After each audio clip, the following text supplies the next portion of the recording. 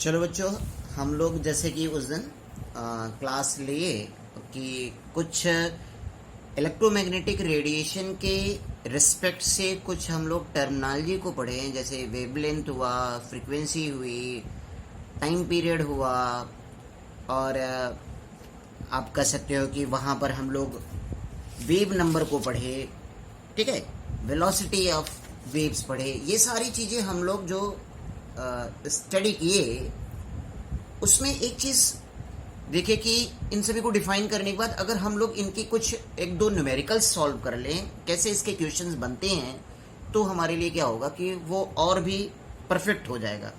जैसे आज हम लोग कुछ उससे रिलेटेड जो क्वेश्चन पूछे गए हैं उनको हम लोग थोड़ा सा देखेंगे और इसको सीखने का प्रयास करेंगे, ठीक है।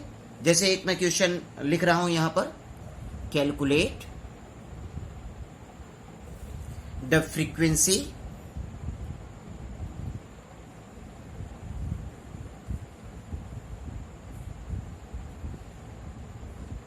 ठीक है, wave number of the microwaves of the microwaves of the microwaves with wavelength with wavelength 4 into 10 to power 7 nanometre, NM यानी नैनोमीटर है। यानी यहां पर कह रहा है कि calculate the frequency wave number of the microwaves. Microwaves एक टाइप ऑफ रेडिएशन था with wavelength 4 into 10 to power 7 nanometre. तो यहां पर पहले तो ये देख लीजिए कि आपको गिवन क्या है। गिवन पॉइंट है कि वेवलेंथ यहां पर आपको गिवन है कि 4 इंटू 10 टू पावर 7 नैनोमीटर है। क्लियर। अब इस नैनोमीटर को, यानी ये हमारा नैनोमीटर है, तो इसको हम लोग मीटर में कन्वर्ट कर लेते हैं। तो सबसे पहले हम ये जाने कि 1 nanometre is equal to 10 to power -9 metre होता है। क्लियर। अब इसको हम अगर मीटर में कन्वर्ट करना चाहें तो यही हमारा क्या हो जाएगा, वेवलेंथ हमारा हो जाएगा 4 into 10 to power 7 into 10 to power -9 metre हो जाएगा। और कैलकुलेट करेंगे तो 4 इंटू 10 टू पावर -2 मीटर हो गया। ये हमारा वेवलेंथ हो गया। अब एक चीज आप जानते हैं कि वेवलेंथ अगर हो गया तो अब हम इसकी फ्रीक्वेंसी भी निकाल लेंगे और हम वेव नंबर, हाँ, फ्रीक्वेंसी और वेव नंबर हम तभी निकाल सकते हैं जब हमें वो याद हो कि फ्रीक्वेंसी का फॉर्मूला क्या होगा। जैसे कि हमारा फ्रीक्वेंसी का फॉर्मूला हम लोग देखते हैं, mu is equal to c by lambda होता है। ये सी यहाँ पर क्या होता है, लाइट वेलोसिटी होती है। क्या होती है, लाइट वेलोसिटी होती है, वेलोसिटी ऑफ लाइट जिसको बोलते हैं। और ये वेवलेंथ हुआ। क्लियर। तो अब लाइट वेलोसिटी कितनी होती है ये सभी को पता है कि लाइट वेलोसिटी जो होती है सी इज इक्वल टू आपका क्या होता है कि आप ये देखते हो कि 3 इंटू 10 टू पावर 8 मीटर पर सेकेंड, ये लाइट वेलोसिटी होती है। वेवलेंथ आपको पता है, तो म्यू इज इक्वल टू क्या हो जाएगा, 3 into 10 to power 8 divided by wavelength आपका क्या आया, 4 इंटू 10 टू पावर -2।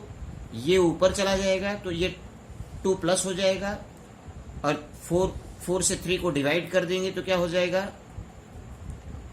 ये आपका आ जाएगा कैलकुलेट करने पर 7.5 इंटू 10 टू पावर 9 हो जाएगा, आ जाएगा।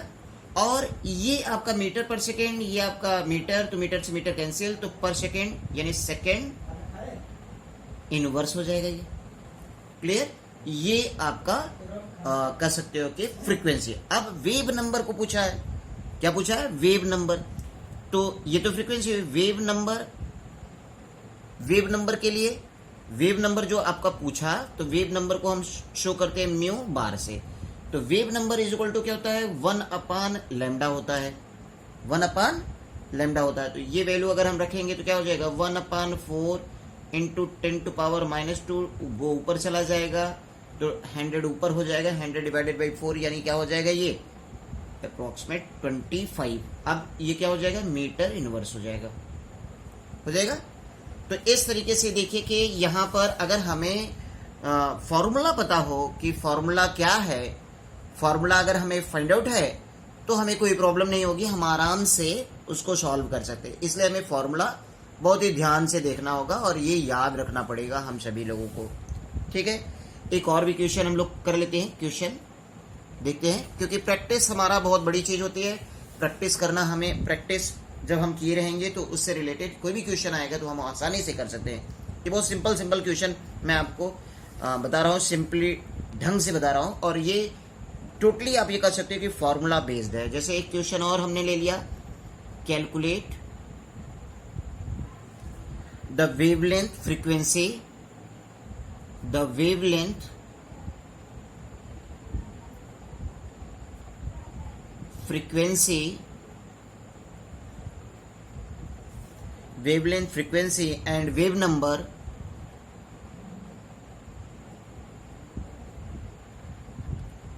of a light wave, of a light wave whose time period is, whose time period is 3 into 10 to power minus 10 second. Clear?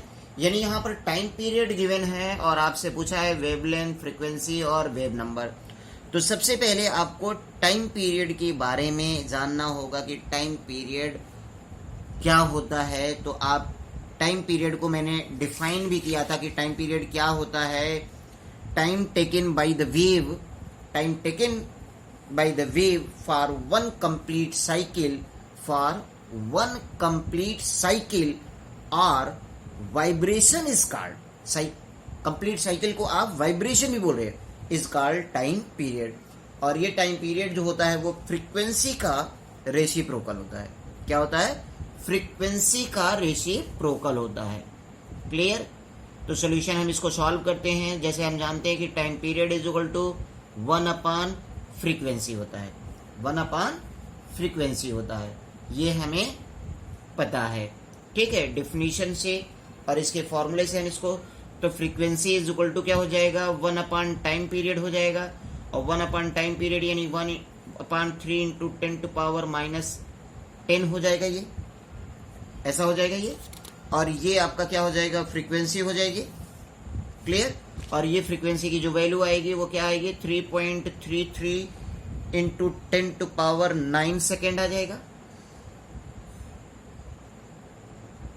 ठीक है, अब ये सेकेंड इनवर्स रहेगा। क्लियर? ये आपका क्या हो जाएगा फ्रीक्वेंसी फाइंड आउट हो जाएगी। अब हम जानते हैं कि फ्रीक्वेंसी से वेवलेंथ क्या होगा, कि फ्रीक्वेंसी इज इक्वल टू क्या होता है c by lambda, c light velocity और ये वेवलेंथ निकालना है। तो ये हमारा फॉर्मूला क्या हो जाएगा कि lambda is equal to c by frequency हो जाएगी। अब c की वैल्यू 3 इंटू 10 टू पावर 8 हुआ। अब इस म्यू यानी कि फ्रीक्वेंसी की प्लेस पर हम ऐसे लिख सकते हैं 1/3 इंटू 10 टू पावर माइनस 10, तो 1/3 इंटू 10 टू पावर माइनस 10, और ये ऊपर चला जाएगा, ये आपका यहां मल्टीप्लाई हो जाएगा, और ये वैल्यू क्या हो जाएगी 3 into 10 to power 8 into 3 into 10 to power minus 10, 3 3 9 into 10 to power minus 2 आ जाएगा, आ जाएगा। Clear?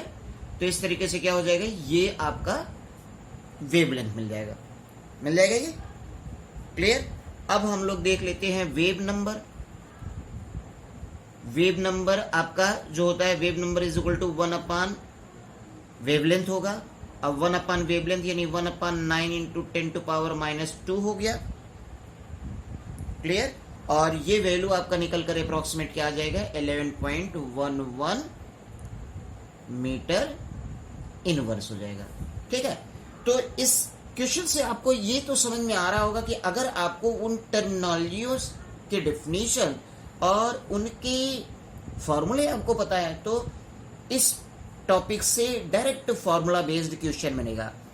Direct formula based question का मतलब होता है कि फॉर्मूला आपको पता है तो उस फॉर्मूले से क्या वहां पर रिलेशन बनेगा, किसका किससे रिलेशन है, उसके रिस्पेक्ट से उसको स्टडी करोगे और उसकी वैल्यू पुटिंग करोगे और आप सॉल्व कर लोगे, कैलकुलेशन कर लोगे।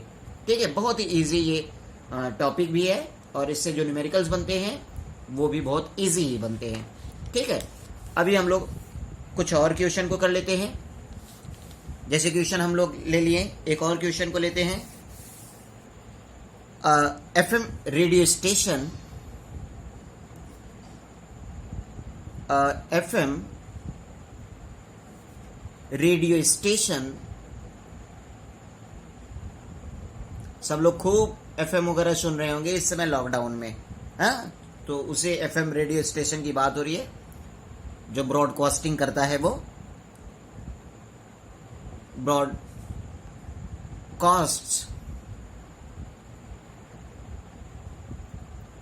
at a frequency of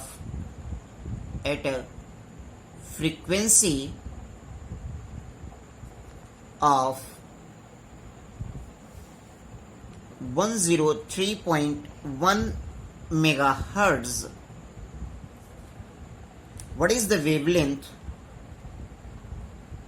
What is the wavelength of these radio waves? Of these radio waves. Clear? In radio waves के वेवलेंथ के बारे में ये पूछा गया। क्लियर? तो सबसे पहले ये तो हमें सॉल्व करने से पहले हमें ये जानना होगा कि मेगा हर्ट्ज का हर्ट्ज से क्या रिलेशन है। मेगा हर्ट्ज का हर्ट्ज से क्या रिलेशन है? तो आप एक चीज जानिए, 1 megahertz is equal to होता है 10⁶ हर्ट्ज होता है। Clear? 1 megahertz is equal to आपका 10⁶ हर्ट्ज होता है ना? ये बात समझ में आ रही? ठीक है, अब इस तरीके से जब आप ये जान गए हैं कि मेगा हर्ट्ज का ये रिलेशन हुआ, तो सबसे पहले आप ये देखोगे कि यहां पर आप इसको, इस मेगा हर्ट्ज को आप हर्ट्ज में कन्वर्ट कर लोगे। 103.1 megahertz is equal to 103.1 into 10⁶ hertz हो जाएगा। क्लियर? इस हर्ट्ज से आपके दिमाग में ये बन रहा होगा कि हर्ट्ज तो रिलेशन मैंने बनाया ना, तो आप ये जानिए hertz is equal to second inverse, यानी जो हर्ट्ज है उसी को आप सेकेंड इनवर्स को ही हर्ट्ज भी बोलते हो। क्लियर? तो इसको ही आप ये लिख दोगे 103.1 इंटू 10⁶ सेकेंड इनवर्स हो जाएगा ये। क्लियर?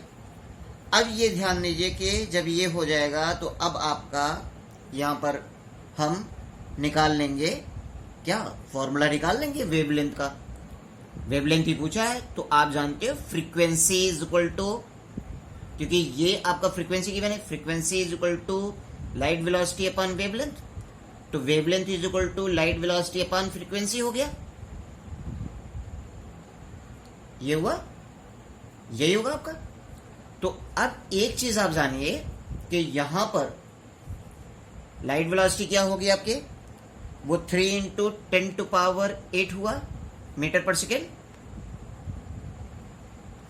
और ये फ्रीक्वेंसी क्या हो गई 103.1 इंटू 10⁶ सेकेंड इनवर्स। क्लियर? समझ में आई बात? तो इसको हम कैलकुलेट करेंगे तो वेवलेंथ अप्रोक्सीमेट कितना आ जाएगा 2.90 मीटर, क्योंकि ये सेकंड से ये सेकंड कैंसिल हो जाएगा। ठीक है, मीटर ही आएगा वेवलेंथ, है ना? तो ये एक चीज आप कह सकते हैं यूनिट डायमेंशन का पॉइंट हो गया कि मेगा हर्ट्ज का रिलेशन हर्ट्ज से क्या होगा, और हर्ट्ज किसको आप कहते हो, सेकंड इनवर्स को ही हर्ट्ज कहते हो। ये थोड़ा सा एक समय के लिए आपके दिमाग में बैठता कि हम तो जाने नहीं कि हर्ट्ज और सेकंड इनवर्स में क्या रिलेशन, तो आप ये जानते रहे सेकंड इनवर्स को ही हर्ट्ज आप बोलते हो, ठीक है। तो वही चीज होती है, ठीक है। सिर्फ कंफ्यूज करने के लिए यहाँ सेकंड इनवर्स में करके वो आपका हर्ट्ज के फॉर्म में दे दिया। क्लियर, ठीक है। तो इस तरीके से आप ये देख लिए कि ये कुछ न्यूमेरिकल्स हमने आपको उस इलेक्ट्रोमैग्नेटिक रेडिएशन की जो टर्मिनोलॉजी थे, यानी वेव्स के जो कैरेक्टरिस्टिक्स थे, टर्म्स थे, उनसे रिलेटेड जो न्यूमेरिकल्स बनते हैं वो मैंने आपको बताया। एक और भी न्यूमेरिकल्स मैं आपको एक्सप्लेन कर देता हूं, वो देखिए एक और न्यूमेरिकल्स को, ठीक है। जैसे नाम सुने होंगे द विविध भारती, विविध भारती, ये भी एक रेडियो स्टेशन ही है, station, clear, of all India radio, of all India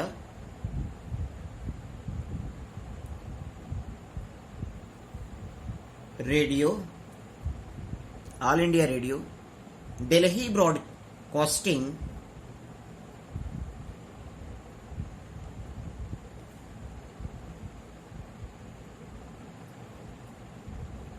broadcasts on a frequency of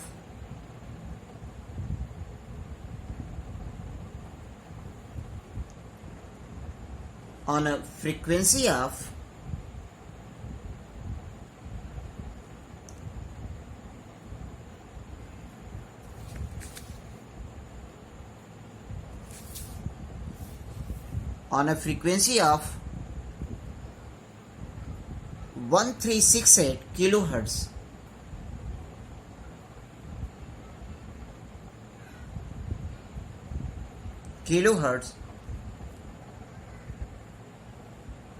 ठीक।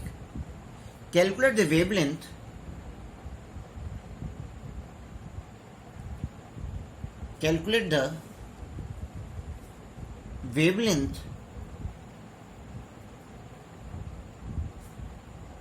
of the electromagnetic spectrum of the electromagnetic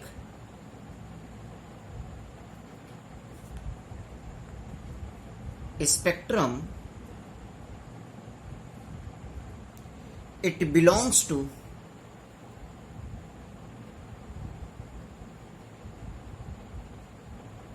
ठीक।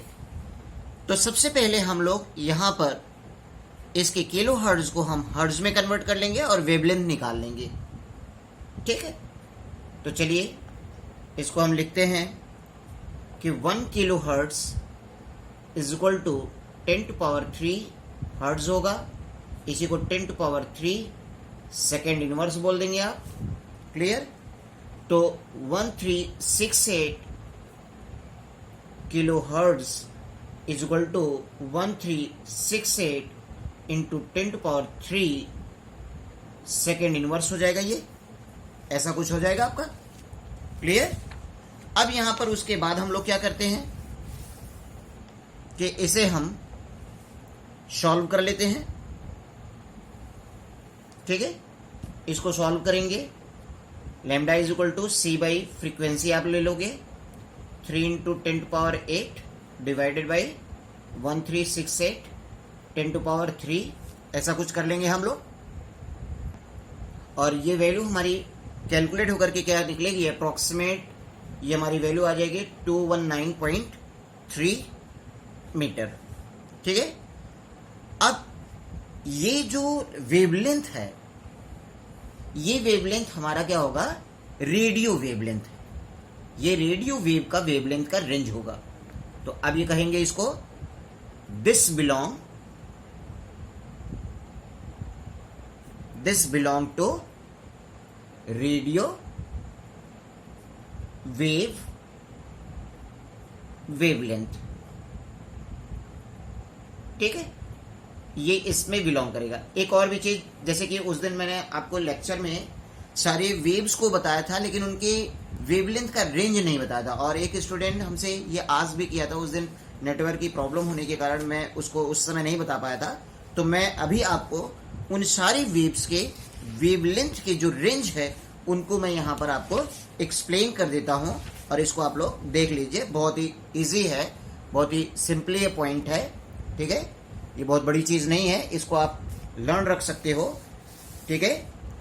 हम लोग वेवलेंथ के रिस्पेक्ट में इसको देख लेते हैं। हम सभी रेज के सभी वेव्स जो थे, इलेक्ट्रोमैग्नेटिक स्पेक्ट्रम के सारे वेव्स जो थे, उनकी हम रेंज को यहाँ पर आपको एक्सप्लेन कर देते हैं, ठीक है। जैसे हम एक यहाँ पर ऐसे एक कॉलम बना देते हैं, और यहाँ पर हम उनके नाम को थोड़ा सा हम लोग शॉर्ट फॉर्म में हम देखेंगे। क्लियर। एक कॉलम हमने यहाँ पर बना लिया गामा रेज के लिए, फिर दूसरा कॉलम हमने बना लिया एक्स रेज के लिए, फिर तीसरा कॉलम हमने बना लिया यूवी रेज के लिए, फिर एक बहुत छोटा सा कॉलम हमने बना लिया विजिबल रेज के लिए, फिर एक कॉलम हमने बना लिया आईआर रेज के लिए, फिर माइक्रोवेव्स के लिए हमने बना लिया, फिर वहां पर एफएम और रेडियो वेव्स, एफएम